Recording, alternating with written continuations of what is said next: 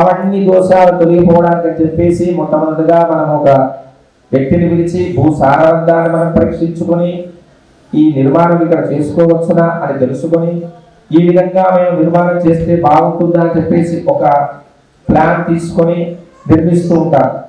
ఆ నిర్మించేటటువంటి క్రమంలో భూమి పూజ చేస్తూ ఉంటాం. కొద్ది రోజులకు మళ్ళీ మా గృహానికి మంచి ఒక సింహద్వారం ఉండాలి అని చెప్పేసి కడప రోజు చేసుకుంటూ ఉంటాం. బంధువులను మిత్రులను అందరిని పిలుచుకొని వచ్చి బ్రాహ్మణులను పిలుచుకొని వచ్చి మన కార్యక్రమాలు చేసుకుంటూ ఉంటాం. ఇవన్నీ చేసుకునే సమయంలో మనకి ఎన్నో ఈ భూ నిర్మాణంలో కావచ్చు, మనం తీసుకొచ్చినటువంటి ఆ కర్రలో కావచ్చు, ఎక్కడైనా కావచ్చు, చెట్లను కొట్టేటటువంటి అధికారం మనకు లేదు, భూమిని తొమ్మిది అధికారము లేదు, ఏదీ లేదు మనకు. అసలు భగవంతుని తెలుస్తూ మనము నిర్మాణం చేద్దామని అనుకుంటున్నాం. సరే ఇక్కడ ఎవరు వచ్చారో, ఎలాంటి వారు వచ్చారో, ఎలా జరిగిందో, పనులు ఎలా ఏ విధంగా జరిగాయో అని చెప్పేసి మనకు సరే ఇంత మంచి బాగా జరిగింది, ఎటువంటి నిర్విఘ్నం లేకుండా భగవంతుని అనుగ్రహం వల్ల చాలా బాగా జరిగింది అనుకోండి. ఎవరైనా వచ్చి చూసారనుకోండి, మన ఇల్లు ఇంత చూసాక ఎంత బాగుందండి, వీళ్ళకి తక్కువ అది అనుకుంటూ ఉంటారు. వాటిని ఏమంటారంటే కొన్ని దృష్టి దోషాలంటారు. ప్రతి ఒక్కరికి ఉంటాయి. ఈ ఇల్లు కట్టుకుంటారు వీళ్ళకి కాదు, ఎవరికైనా సరే, ఎంత పెద్దవాడు కట్టుకున్నా ఎంత చిన్నవాడు కట్టుకున్నా, ఎవరు కట్టుకున్నా కూడా కొన్ని వ్యయ ప్రయాసాలు ఉంటాయి, వారికి దృష్టి దోషాలు అంటూ ఉంటాయి, వాస్తు దోషాలు అంటూ ఉంటాయి. అవన్నీ కూడా తొలగిపోవడానికి మనం ఏం చేయాలంటే భగవంతుడి యొక్క అనుగ్రహం పొందాలి. ఆ భగవంతుడి యొక్క అనుగ్రహం పొంది మనం ఉంటున్నటువంటి నూతన గృహంలో నిత్యము మనకు అభ్యున్నతి జరగాలి అంటే, దినదినం అభివృద్ధి జరగాలి, అభ్యున్నతి జరగాలి అని అంటే ఒక పుణ్యావాచన కార్యక్రమాన్ని మనం జరుపుకుంటాం.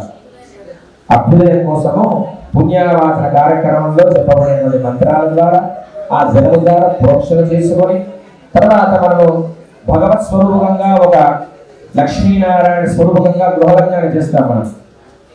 ఆ తర్వాత నిన్నటి రోజున మనం మంచి సుదర్శన హవనాన్ని, సుందరకాండ హవనాన్ని, సుందరకాండ పారాయణంతో పాటు హవనాన్ని జరుపుకున్నాం. మళ్ళీ ఈ రోజున వెంకటేశ్వర స్వామి వారి కళ్యాణోత్సవం చాలా విశేషంగా స్వామివారు అంటే పాపాలు కట తొలగించేవాడు. శ్రీనివాసుడు అమ్మవారిని తన యొక్క పక్షస్థలంలో ఉంచుకున్నాడు కనుక అతనిని శ్రీనివాసుడు అని చెప్తూ ఉంటారు. ఇలా ఆ శ్రీదేవి భూదేవి సమేతంగా ఉన్నటువంటి ఆ శ్రీనివాసుడి యొక్క కళ్యాణాన్ని మనం జరుపుకోవడానికి సంకల్పించుకొని ఇక్కడ ముందుగా స్వామివారికి పరివారంలో ఉండేటువంటి విశ్వక్సేనుడు ఆ స్వామివారి యొక్క ఆజ్ఞ తీసుకున్న మనం తెచ్చినటువంటి ద్రవ్యాలు కావచ్చు, పుష్పాలు కావచ్చు, మండపం కావచ్చు, మనము కావచ్చు, అందరం కూడా శుద్ధిగా ఉండడం కోసం అని చెప్పేసి మళ్ళీ పుణ్యావాచన భగవత్ పుణ్యావాచనం అంటారు. భగవత్ పుణ్యావాచన కార్యక్రమాన్ని మనం జరుపుకుంటాం. భూదేవి ఆమె చాలా ఓపికతో ఉంటుందట. ఓపికతో ఉంటుంది. ఇప్పుడు చూడండి, ఎవరైనా సరే ఇంట్లో బయట ఎన్ని కార్యాలు మగవారు చక్క పెట్టుకొని వచ్చినా కూడా ఇంటికి రాగానే మళ్ళీ ఏదైనా ఇంట్లో సందడిగా ఉండి ఏదో చిరాకుగా ఎంత చేసినా మళ్ళీ తీసుకొచ్చి వాళ్ళ చేతుల్లో పెడతాం, అది వేరు. కానీ ఓపికతో చెబుతుంటాం. ఆ అమ్మవారు చాలా ఓపికగా ఉంటుందంటే ఆ అమ్మవారి యొక్క గోత్రం లావణ్య గోత్రం. ఆ భూదేవి అమ్మవారి యొక్క గోత్రం లావణ్య గోత్రం అని చెబుతూ ఉన్నారు. మరి మా స్వామివారి పెద్ద గొప్పవారు కాదనుకుంటున్నారా? మా స్వామి ఎంత గొప్పవాడు తెలుసా అని చెప్పేసి 14 లోకాలన్నింటినీ కూడా తన కుక్షి యందు ఉంచుకున్నటువంటి వాడు స్వామి. అఖిలాండ కోటి బ్రహ్మాండ నాయకుడు. స్వామివారిని చూస్తేనే చాలా మన యొక్క పాపాలన్నీ తొలగిపోతాయట. స్వామివారి పాదాలు మాకు ఎప్పుడు దొరుకుతాయా అని బ్రహ్మాది దేవతలు కూడా ఎదురు చూశారట. స్వామివారి మీద అలాంటి ఏది కూడా కుదరదు అని చెబుతూ ఉన్నారు. సరే, మీ స్వామివారి యొక్క గొప్పతనం ఏమిటంటే ఆయన ఎక్కడో పరలోకంలో ఉంటాడు. శ్రీదేవి భూదేవి నీలాదేవి సమేతంగా అక్కడికి నారాయణుడు ఉంటుంటాడు. ఎవరికి వెళ్ళే అవకాశం లేదు. అలా వెళ్ళే అవకాశం లేదు కనుక స్వామివారు ఇంకొక చోట ఉంటారు. ఎక్కడ అంటే లక్ష్మీదేవి సమేతుడై శేషపాన మీద పాల సముద్రంలో పవరించి ఉంటారు. అక్కడికి దేవతలు ఋషులు మునులు వెళ్ళి వారి కష్టాలను సుఖాలను స్వామివారు చెప్పుకుంటూ ఉంటారు. ఏ సమయంలో ఎప్పుడు దుష్ట శిక్షణ జరగాలి దేవతలందరూ చెప్పుకుంటారు. అయ్యా స్వామి, నాకు ఫలానా హిరణ్యాక్షుడు, హిరణ్యకశిపుడు, రావణాసురుడు, కుంభకర్ణుడు లాంటి వారు హింసిస్తున్నారు, బాధపెడుతున్నారు, మా యొక్క స్థానాన్ని మాకు మళ్ళీ ఇవ్వండి అంటే స్వామివారు అక్కడి నుండి ఇంకొక రూపంలో వస్తారు. విభవ రూపం అంటారు. అదే అవతారాలు మత్స్య, కూర్మ, వరాహ, నారసింహ, వామన, భార్గవ, రాఘవ, కృష్ణ అనేటువంటి అవతారాలుగా స్వామివారు అవతరించారు. సరే ఇక్కడ అక్కడ ఏం చూస్తాం స్వామి, అదేదో మీ యుగాల్లో ఒకరు కృతాయుగంలో వచ్చారు, ఒకరు త్రేతాయుగంలో వచ్చారు, ఒకసారి ద్వాపరయుగంలో వచ్చారు. ఇప్పుడు మరి కలియుగంలో మా లాంటి వారి పరిస్థితి ఏమిటి అని అడిగితే, కలియుగంలో ఉన్నటువంటి వారందరికీ కూడా ఎవరికైనా సరే దేవాలయానికి వెళ్ళలేనటువంటి వారు కానీ, అప్పుడు స్వామి చూడకుండా ఉన్నటువంటి కానీ, మన అంతర్యామిగా మన హృదయంలో ఉంటారండి స్వామివారు. ఏ విధంగా అంటే మనకు వచ్చే కృష్ణుడిగా కావచ్చు, రాముడిగా కావచ్చు, శివుడిగా కావచ్చు, లేదా అమ్మవారిగా కావచ్చు, మనము మన అంతర్యామిగా ఉండి ఉంటారట. అలాంటి స్వామిని కూడా మనం గుర్తించలేము. ఏ విధంగా మన ఇంట్లో డాక్టర్ ఉన్నారనుకోండి, మనకు ఆయన నమ్మకం ఉండదు, నాకు జ్వరం వచ్చిందా బయటకు ఇంకో డాక్టర్ చూపించుకుంటానంటారు. ఉండాలి అంతర్యామిగా ఉన్న స్వామిని మనం గుర్తించలేము. అందుకోసమని కలియుగంలో అక్షామూర్తిగా ఉన్నటువంటి స్వామి వారిని సేవించుకునేటటువంటి భాగ్యాన్ని మనకు కల్పించారు. మనం చాలా అదృష్టవంతులు. కృతయుగంలో నరసింహస్వామిగా వచ్చాడు, కొద్దిసేపు ప్రహ్లాదుడికి కల్పించాడు, వెంకటేశ్వరుడు సన్మానించాడు, వెళ్ళిపోయాడు. తర్వాత రాముడిగా వచ్చాడు, కొన్ని దశవర్ష సహస్రాన్ని దశవర్షితాన్ని కొన్ని 1000 సంవత్సరాలు పరిపాలించాడు, మళ్ళీ స్వామి వెళ్ళిపోయాడు. కృష్ణుడిగా వచ్చాడు, 120 సంవత్సరాలు స్వామివారు ఉన్నాడు, మళ్ళీ వెళ్ళిపోయాడు. కానీ కలియుగంలో వచ్చినటువంటి స్వామి మనమున్నా లేకున్నా తరతరాలుగా స్వామివారు స్వయంభుగా అలా వెలిసి ఉన్నాడు. మనం ఇక్కడ వెంకటేశ్వర స్వామి వారి గురించి చెప్పుకుంటున్నాం కనుక, వారు అక్కడ వెంకటాచలం అనేటువంటి ఆ క్షేత్రం పైన వెంకటాద్రి సంస్థానం బ్రహ్మాండే నాస్తికించన వెంకటేశ సమోదేవో నభూతో న భవిష్యతి. వెంకటేశ్వర స్వామి వారి లాంటి కలియుగంలో స్వామివారే ప్రత్యక్షంగా వెలిసి ఉన్నటువంటి క్షేత్రం వెంకటాచలం. అక్కడ ఉన్నటువంటి స్వామివారు ఇక ముందు ఎప్పుడు కూడా అలాంటి స్వామిగా ఉండడు అని. అలాంటి వెంకటేశ్వర స్వామి వారు అర్చామూర్తిగా వెలిసి ఉన్నారు. ఈ కలియుగంలో ఉన్నటువంటి మన మానవులు పిలిచిన వెంటనే, అప్పుడు యజ్ఞయాగాలు చేశారు కొంతమంది, దేవతామూర్తులు స్వామివారు ప్రత్యక్షంగా మనకు ప్రసన్నమయ్యాడు. కానీ ఈ కలియుగంలో స్వామివారు మన 40 రోజుల్లో 150 రోజుల్లో దీక్ష తీసుకుంటే స్వామివారు స్వయంగా వచ్చి చెప్పరా నాయన అని అన్నాడు. మనకు ఏదో ఒక మంచి దారి చూపిస్తూ ఉంటాడు. ఎన్నో జన్మలు ఎత్తితే కానీ ఈ మానవ జన్మ మనకు లభించిన పశుపక్షాదులుగా జన్మించి నానా యోని జనిత్వ ఎన్నో ఏదో రకాల క్రిమి కీటకాలుగా పశువులు జంతువులుగా అన్ని జన్మించిన మనము మానవ జన్మ మనకు లభించినది. అది భగవత్ కైంకర్యమే, భగవత్ స్వరూపంగానే, భగవంతుల అనుగ్రహం వల్లనే. అలాంటి వెంకటేశ్వర స్వామి వారు అఖిలాండ బ్రహ్మాండ నాయకుడు అండి. మేము ఇక్కడ వేంచేపు చేసుకున్నాం. వారి యొక్క గోత్రము అచ్యుత గోత్రము. స్వామివారి గోత్రం ఏమిటి? అచ్యుత గోత్రము. స్వామివారు వాసుదేవుని యొక్క పుత్రుడు. స్వామివారి పేరు వెంకటేశ్వర స్వామి.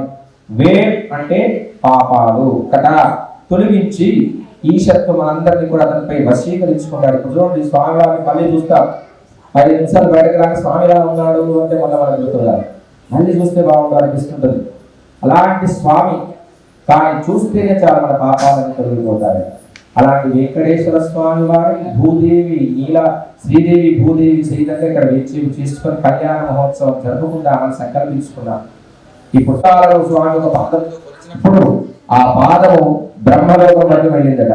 అప్పుడు ఆ స్వామివారి పాదాన్ని నేలకు చూశానని చెప్పేసి తన కమండలంలో తన వేదమైనటువంటి మనస్సులో చేసి స్వామివారి పాద ప్రక్షాళన చేశాడు.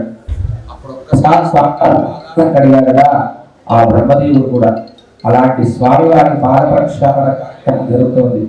పాప స్వామి ఎక్కడి నుండో ఏం చేసి వచ్చాడు, అఖిలాండకుడు బ్రహ్మాండ నాయకుడు కదా. ఆ స్వామివారికి మనం ఇప్పుడు మధుపరకాలు సమర్పించుకుంటాం. తర్వాత వస్త్రాలను, పట్టు వస్త్రాలను స్వామివారికి సమర్పించుకుంటారు. తర్వాత విశేషంగా కన్యాదాన కార్యక్రమాన్ని ఎవరైనా సరే ఏ దానం చేస్తే గుప్తంగా ఉంచుకోవాలట. నేను దానం చేశానని చెప్పేసి గొప్పగా చెప్పుకోకూడదట, గుప్తదానం చేస్తూ ఉండాలి.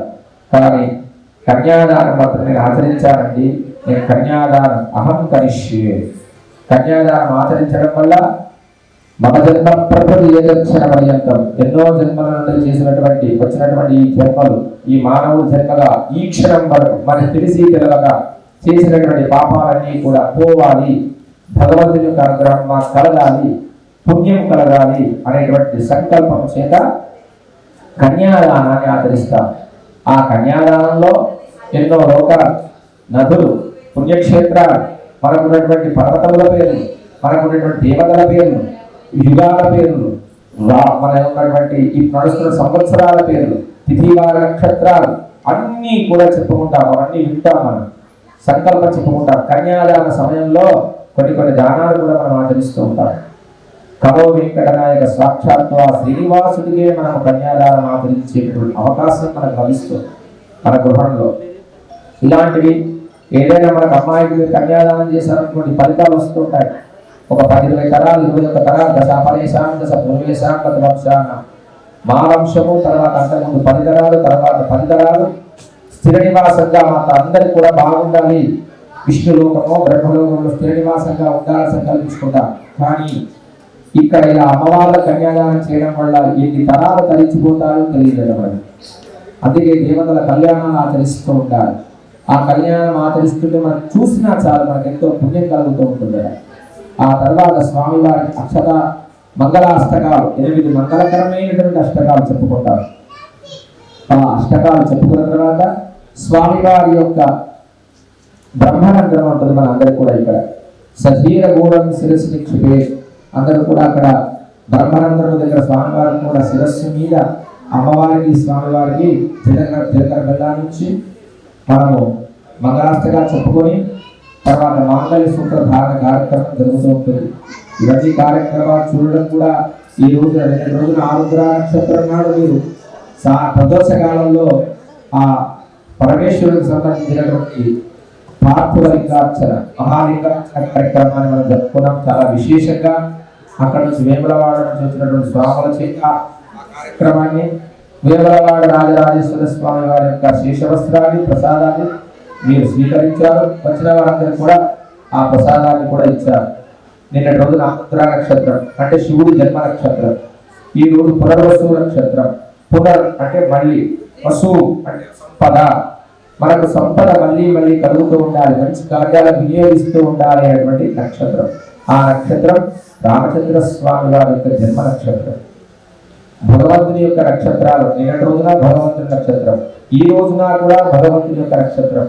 ఆ రోజున మనము భాగవత ఆచార్య రూపం, మీరిచ్చినటువంటి జన్మ, మీరిచ్చినటువంటి ద్రవ్యం, మీ గృహంలో ఉన్నా కూడా అంతా గిరిజయ స్వామి మీ కైంకర్య రూపకంగా మేము తోచిన విధంగా మాకు శక్త్యానుసారం ఇక్కడ కార్యక్రమాలు జరుపుకుంటున్నాము అని సంకల్పించుకొని వాళ్ళేదో గోత్రనామాలు మేము చెప్పుకుంటున్నాం అంతే, కానీ మీ యొక్క కైంకర్యం కోసం కార్యక్రమం జరుపుకుంటున్నామని చెప్పి ఈరోజు కళ్యాణోత్సవం జరుపుకుంటున్నాం. చాలా విశేషం.